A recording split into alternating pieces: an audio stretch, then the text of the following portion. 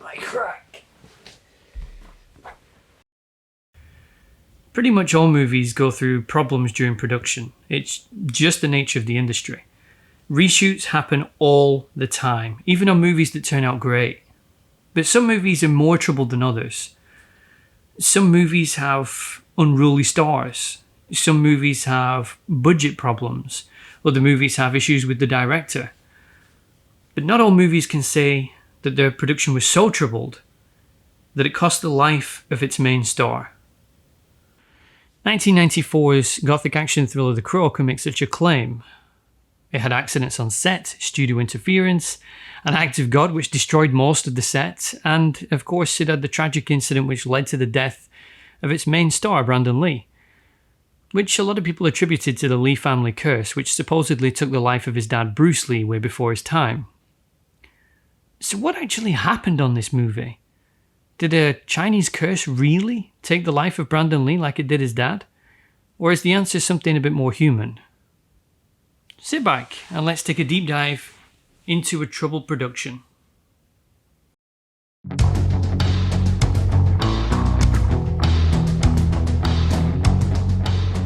It's rather fitting in many ways that The Crow was a troubled production almost from the beginning, as the graphic novel upon which it was based was also born in tragedy.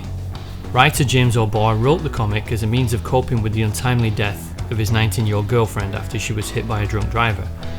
The comic, drawn in monochrome, became a popular series and at the time was the highest selling comic book to be issued in black and white. It didn't take long for it to be noticed by Hollywood producers looking for a gothic-style comic book production to adapt for the screen, similar to what Tim Burton had done with Batman a few years prior, with great success.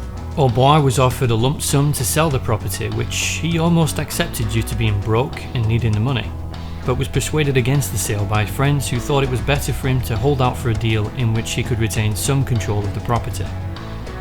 Not long after, Paramount came knocking with a deal more suitable for O'Barr, which also allowed him to be an on-set consultant and retain some input into production. Despite making the sale, the script went unproduced for a number of years, as many writers came onto the project and then left again, without ever really having any success in adapting the story for the big screen. Eventually, writer David Shaw came on board and added the gothic horror elements that would go on to define the tone. After amalgamating a couple of characters and cutting another one entirely, the script was looking like it was ready for shooting, so the production moved on to what would be the first of many bumps in the road: casting. Creator James O'Barr pushed for Johnny Depp in the main role of Eric Draven, which actually might have been pretty good since he definitely fit the profile and hadn't yet turned into a parody of himself. O'Barr quickly started to regret his decision to sell the rights to the property when he attended a meeting with studio execs. Initially thinking it to be a joke, O'Barr laughed when the studio announced their plans to turn the movie into a musical starring Michael Jackson in the lead role.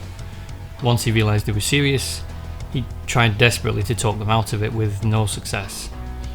Luckily for O'Barr, his work was about to be saved. Despite not having any feature credits to his name, Alex Proyas was in high demand at the time, and when the studio persuaded him to come on board the project, his first demand was to can the idea for it to be a musical and choose his own main star.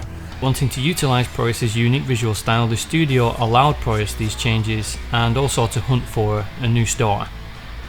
While initially pleased that the production had been shifted back to something more in keeping with the source material, O'Barr was less than enthused when Proyas hired Brandon Lee for the main role of Eric Draven, fearing that the movie would become a straight-to-DVD martial arts movie, like many of Brandon Lee's prior movies. Lee, however, took the role with the hope of moving it closer to the source material, as he felt that it worked much better as a gothic drama than it did as an action revenge movie. Over time, he won over O'Barr with his consistent efforts to move it closer to the source material, even going as far as to insist that some of the lines from the original comic book were included in the movie. When it came to the development of story and characters, Proyas felt that Lee had such good ideas that he would often include him in his consultations with O'Barr, in the hope of getting the whole production more consistent with O'Barr's original vision. Lee even managed to get the writing team to write out one of the original characters because he felt that it was a racial stereotype, and offered writer David Shaw some suggestions on how to give the villains a more defined hierarchy. For all his previous experience of action and martial arts, Lee felt that The Crow could be a vehicle to showcase his dramatic talents, and often worked to reduce the length and frequency of action scenes in favour of deeper dialogue scenes which would reveal more character. The final actor to come on board was David Patrick Kelly, who had spent a number of years in smaller roles, but Proyas felt he had a lot to bring to the role of T-Bird. Wanting to get the most out of his character, Kelly bought his own vintage copy of Paradise Lost, on which some elements of the movie was loosely based, and even used it as a prop during a key scene while reading passages from it. This ended up being a good decision by everyone, as it gave T-Bird much more depth and contrasted him with his minions a little better, whilst also giving the movie a standout death scene with much more weight than the script originally intended. With casting complete, the production needed to find a shooting location and eventually landed on North Carolina, due to favourable tax breaks and weak unions. One of the sets used in the film, the warehouse shootout, was actually the same set used for the Foot Clan's hideout in another standout indie production, 1990's Teenage Mutant Ninja Turtles. This is where the production faced its second major problem. North Carolina wasn't just famous for weak unions and tax breaks, it's also a popular spot for hurricanes, and unfortunately for the crew, one broke out during the first month of production, destroying a number of sets and setting the production back a few weeks. Adding to this, the first day of set production, a carpenter using a crane to construct part of the set was given horrific burns when his crane hit live power lines. The following day a grip truck caught fire, and the days following that also saw a car being crashed into the plaster studio and another workman accidentally forcing a screwdriver through his hand. By all accounts, the production felt cursed. During a scene with John Polito, Brandon Lee cut his hand on a piece of breakaway glass, which prompted Polito to mention how unlucky this was. Because breakaway glass is designed to have no edges even when it's been broken, so it's very rare for it to cause any kind of injury. He jokingly said that he hoped that Brandon Lee didn't die in an on-set accident like Vic Morrow did on the set of The Twilight Zone. An off-the-cuff remark which proved sadly prophetic. Due to the low-budget set for the movie, production was often looking for ways to cut corners. One of those ways was to shoot in North Carolina instead of Detroit, where the story took place. With the shoot being mostly a night shoot, this created another issue: temperature. The film began shooting in January, some of the coldest months in North Carolina, with temperatures regularly reaching and exceeding freezing point. So much so that from time to time the crew had to unfreeze rigging with blowtorches before they could begin shooting. This, combined with the frequent use of rain towers, made it feel like a miserable production for most of the cast and crew. After the hurricane eradicated most of the outdoor sets, director Alex Proyas made the decision to move production and use indoor sets as opposed to external ones, and try to composite some scenes in post-production later. In other productions, when a decision like this is made, extra time is allotted in the production schedule for the production and actors to then reorganize the equipment and blocking for different sets. In the case of The Crow, no extra time was given, adding extra pressure to an already struggling production. When most studios hire their director, they largely allow the director to shoot the movie in their own vision as long as they stay within budget and the dailies look good. In the case of The Crow, Proyas had wanted to shoot the entire movie in black and white and use colour only for flashback scenes in which Eric is killed and Shelley is raped. The idea was that all the emotive content would be in strong colours to give added weight to the scenes, while the revenge section of the movie would be in shades of grey, reflecting how Eric's actions can sometimes be perceived in shades of grey. The studio, however, didn't like this idea. They had said that in all the focus group testing that they'd done, that focus groups had consistently said that black and white is the most negative aspect of any modern movie. Clearly none of them had seen Raging Bull. And so they vetoed Alex's decision to shoot mostly in black and white. Not to be deterred, he decided that if he couldn't shoot in black and white, he was going to damn well make it seem like it was. So he went to his entire production team, to all of the set designers, to the costume designers, to the lighting designers, and told them all to use a monochromatic colour scheme, thereby giving the impression that it was shot in black and white even though it wasn't. So while the studio meddling is definitely not a good thing, on this particular occasion it led to the team being a bit more creative with their set design and giving it a far more authentic gothic look than it would have had if it had just shot in black and white.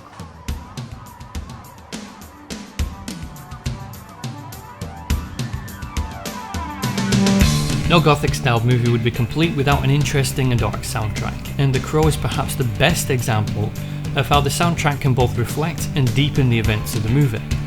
Featuring a variety of tracks from various rock bands popular at the time, it was the addition of UK Gothic rock group The Cure which would provide the movie with its signature track. Rather interestingly, the original comic book featured lines from some of The Cure's music, with James O'Barr stating that he was an avid listener of their music at the time that he created the comic. When Robert Smith was asked to provide music for the movie soundtrack, they were initially going to provide The Hanging Gardens, but when Smith heard that his lyrics had been featured in the comic, he decided to find a copy and read it. He enjoyed it so much that he decided to write an original piece of music for the movie, and he and drummer Boris Williams created, wrote, recorded and mixed Burn, the signature track, in just 2 days. The result was a booming and reflective song about the pain of doomed romance and the agony of being separated from the thing you love, perfectly encapsulating both the film and O'Barr's original comic.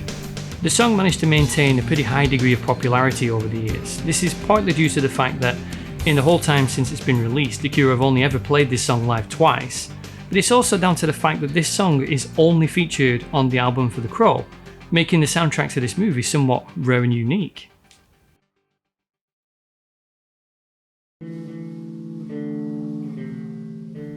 The Crow was a troubled production for many reasons.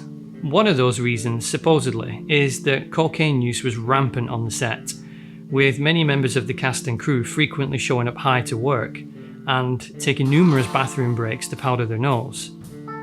The extent of the problem was such that a frustrated Brandon Lee was heard quipping, "There goes $50," after someone sneezed during a take of a scene, forcing them to reset and start again. It's never really been confirmed by anyone that this was true, but it does help to explain the sometimes cavalier nature of the production where safety is concerned. And cocaine use is something which is pretty common throughout Hollywood, so it really wouldn't be a surprise if this were true. The movie is maybe more famous for the death of its star than it is for the actual quality of the film. Ironically, Brandon Lee accepted the role because he had a growing fascination with death at the time, and felt that the script was a good exploration of the theme.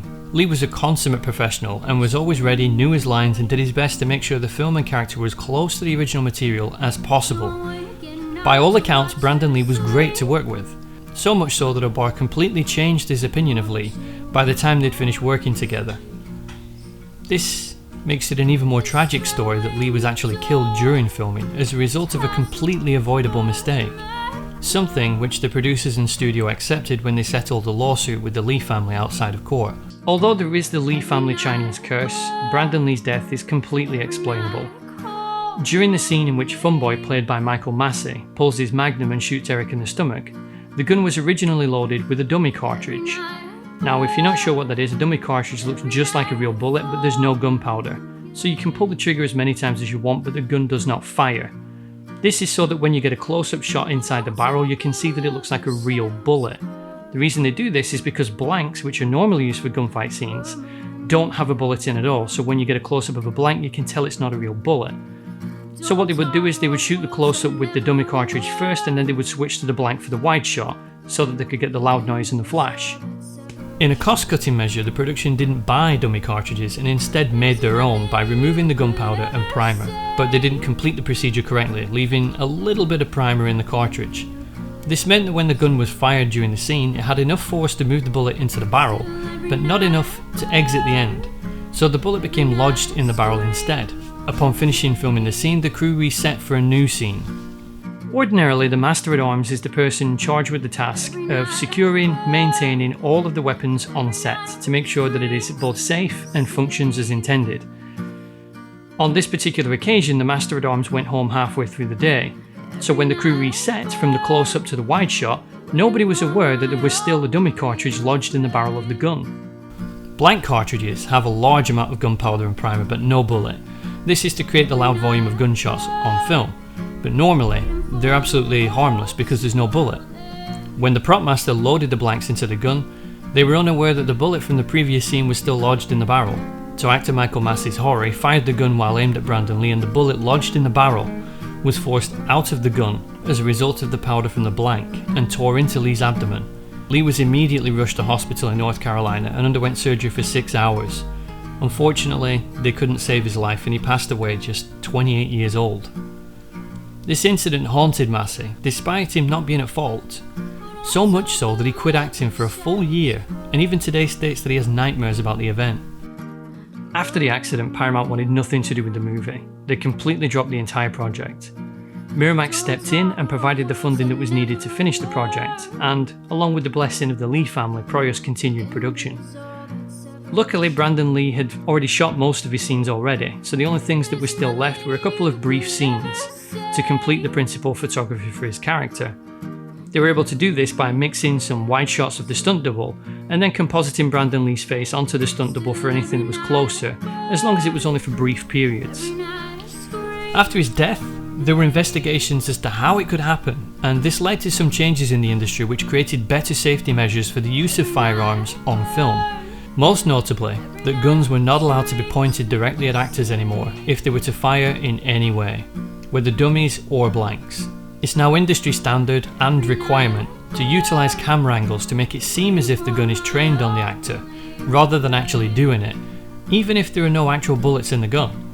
It also helped crew unions to demonstrate why union rules are necessary and should be enforced, since it was the lack of strong unions which contributed to the production being such a troubled exercise. While this doesn't excuse the death of Brandon Lee, it does mean that his death, like his dad's, had a permanent effect on the film industry, and so his death wasn't in vain. The story of The Crow and Brandon Lee's death was a combination of factors, all of which made it an unsafe production. Long hours, rush scheduling, lack of on-site safety measures, alleged extreme drug use, poor handling of props, cost cutting, and poor working conditions all created an environment where not only were accidents bound to happen, they did, frequently. Despite the troubled production, the end result was a movie which is pretty timeless. A movie with a strong theme and narrative, and with a unique visual style which sets it apart from others in its genre.